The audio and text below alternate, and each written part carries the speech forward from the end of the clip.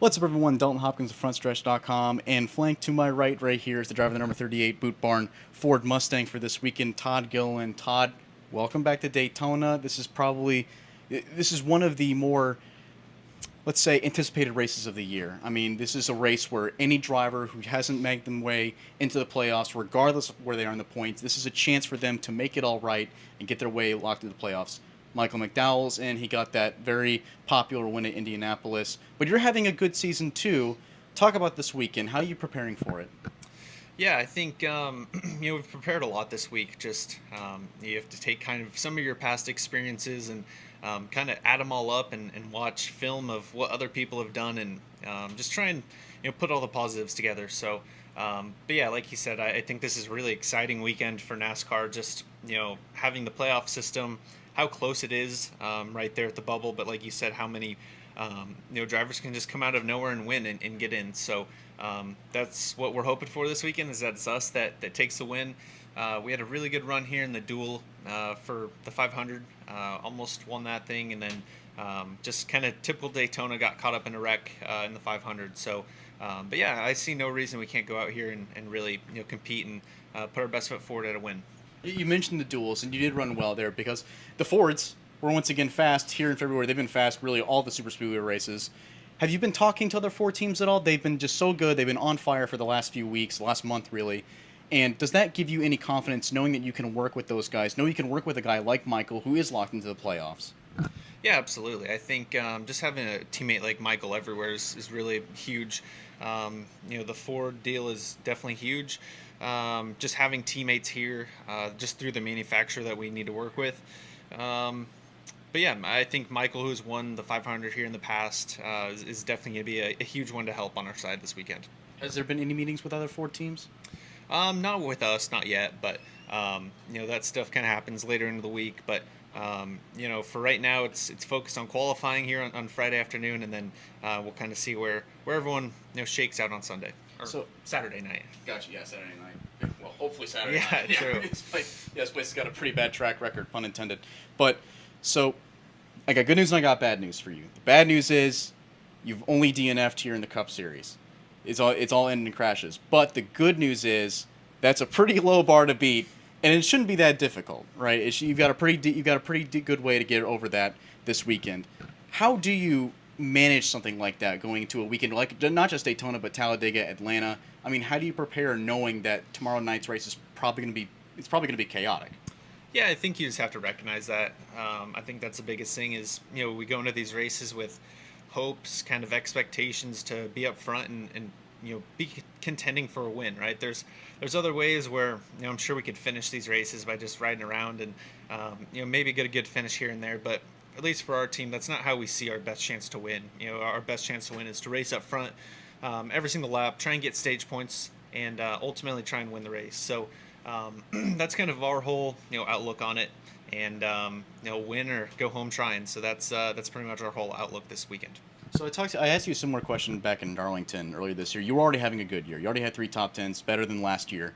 So continuing on, now that you're going to come back this year, or come back next year, I'm sorry, with this team that has been your family for the last 2 years, how does that change you psychologically? I mean, does that give you more confidence? Does that improve your racing style? I think so. I think it definitely doesn't hurt anything.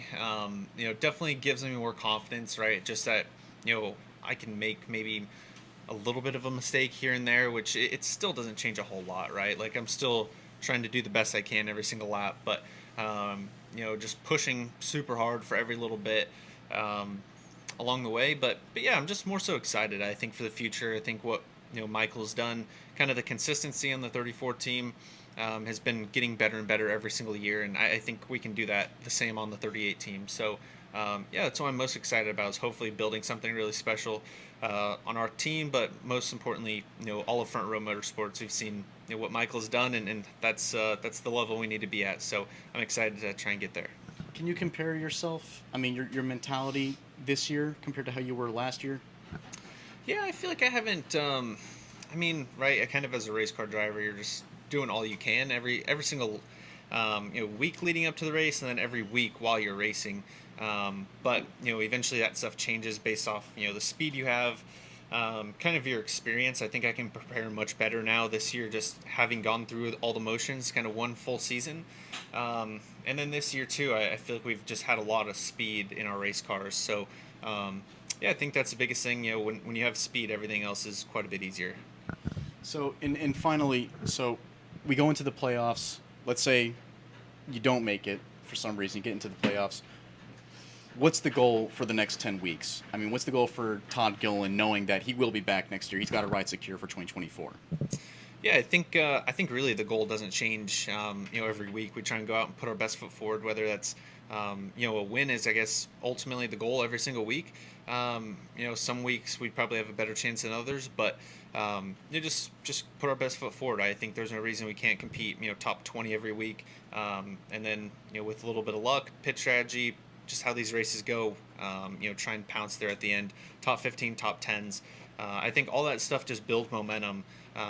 It's really important to go into the off season with that momentum to hopefully show back up here for the 500 in prime condition.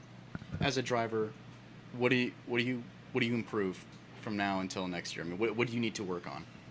Yeah, I think it's always the same stuff that drivers need to work on. Is unloading really fast. Kind of that first lap on the racetrack speed of having confidence in your team, in yourself, in the car, that it's going to be where you need to be to lay down the lap. So I think that's one thing I really want to keep improving at. Definitely my feedback of just throughout the race weekend, knowing how to get better and executing that plan. I think that would be a huge step for us, just getting another step better into the race every single weekend. And then just continuing to not have many DNFs at the normal type racetracks. I think that'd be another good thing. Just you have to be there at the end to be able to get a good finish. I'm sorry, I know I said finally like 2 questions ago, but I do got one more. So, talk about your dad. I mean, how has he been such a mentor to you? I mean, how have you kind of leaned on him at all? Has he kind of like let you go and let you learn by yourself? Yeah, I mean, I don't feel like he really like pushes anything on me. Definitely he's just kind of been there along the whole way, right? Of giving me, I guess, kind of advice along the way, but more so like just when I run into an issue of whatever sort, like he's always there to help me out. So last week was fun. He actually spotted for me through the bus stop at Watkins Glen, so that was really cool to have him back on the radio. He spotted for me for one of the years I won the championship in Canaan West, so it was really nice to have a familiar voice on the radio. And then, I think he's just always there for me. He's a great role model for me, and he always says he just wants to give me all the tools I can be, all the tools I need to just be better than he was. So that's really cool and pretty selfless, I would say, to try and help me out as much as he has. We must have done a great job last week. You finished 11th, so pretty solid finish there. But Todd, I appreciate you taking the time to speak with me, and I wish you the best of luck tomorrow night. Awesome, thank you. Hey everyone, Dalton Hopkins here with Frontstretch.com. Don't forget to hit that subscribe button and check out one of the 2 videos next to me to see more of our racing content.